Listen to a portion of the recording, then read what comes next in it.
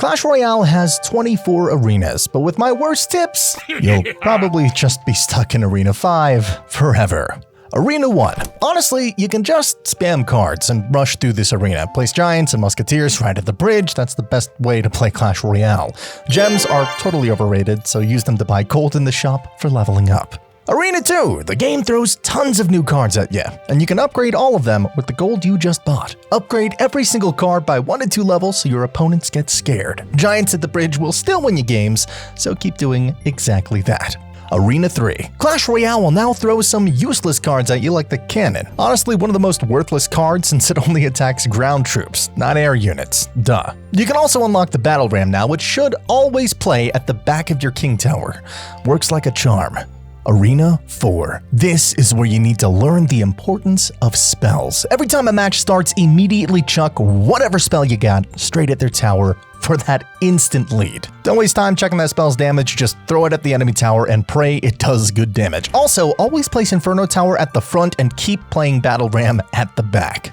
Arena 5. Now you unlock the Hog Rider and the Rocket, the best spell in the game. You can fill your deck with win conditions now, Giant, Battle Ram, Hog Rider, because winning is what we're here for. Pick your favorite cards for the rest of the deck. Zap, it's completely useless since it deals almost no damage to towers. Instead, use Rocket for maximum tower damage. You can also play Hog Riders at the back and support them with the Battle Ram. Arena 6. Where you place a card matters more than the card itself. Place Prince between Skeleton Army so it can hit skeletons quickly, and drop that cannon right on top of Hog Rider so the Hog Rider stops running. You can also aim a rocket at goblin barrels, but make sure not to miss since rocket has a very small radius. You also unlock the Witch, which you should place directly on top of the Prince for maximum quick damage. If you place it far away, it'll take forever to hit the Prince. Max out your Skeleton Army using the gold you got earlier since it can defend everything in the game. You also unlock Goblin Barrel, which is an excellent defensive spell.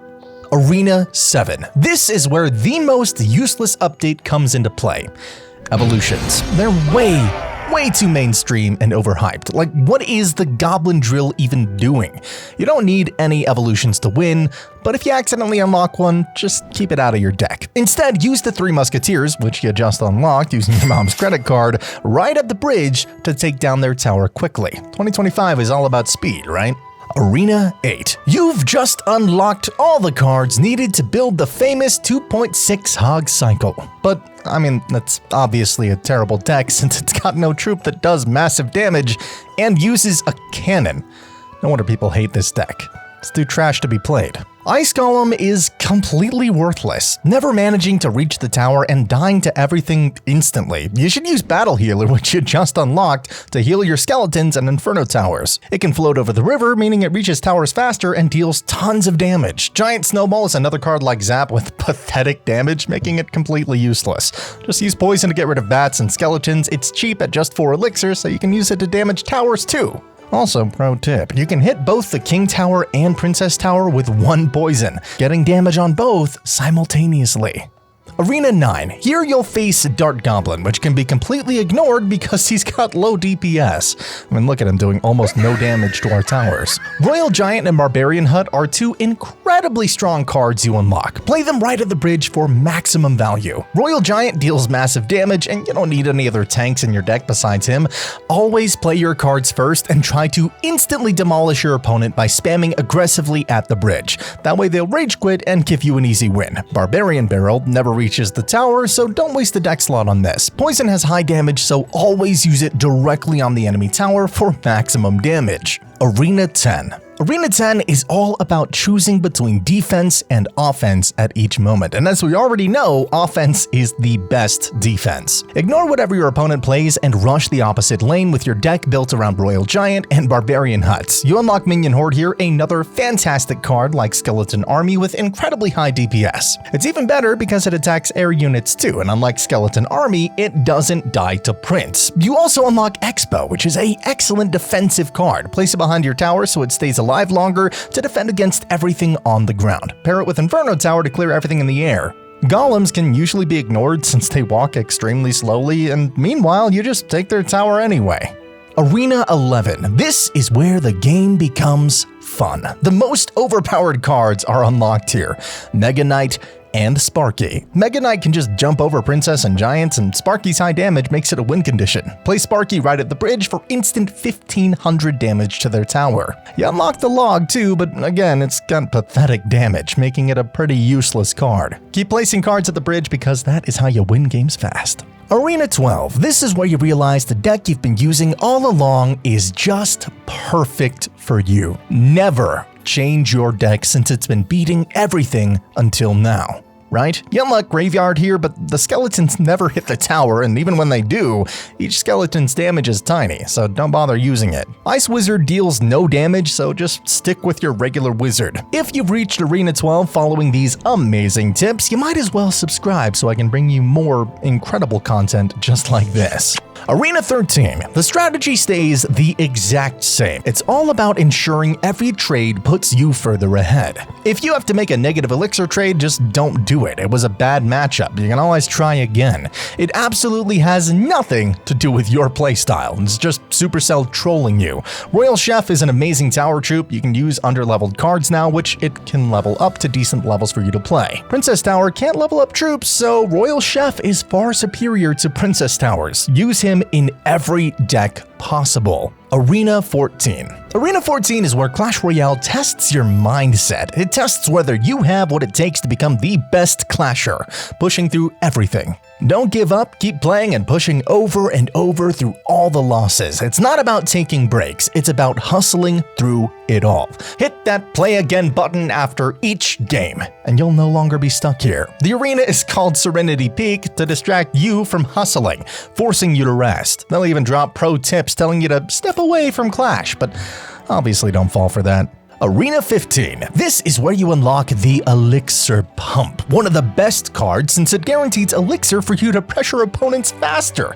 You also unlock Clone, which can be used on the newly unlocked Elixir Golem so it deals massive damage. Cards like Mother Witch only attack one troop at a time, making them completely useless. I'm really not sure what the development team was thinking when adding so many terrible cards. Arena 16. Arena 16 is where you unlock champions. They're the rarest cards in the game, so obviously they're the best. Choose any champion to pursue here.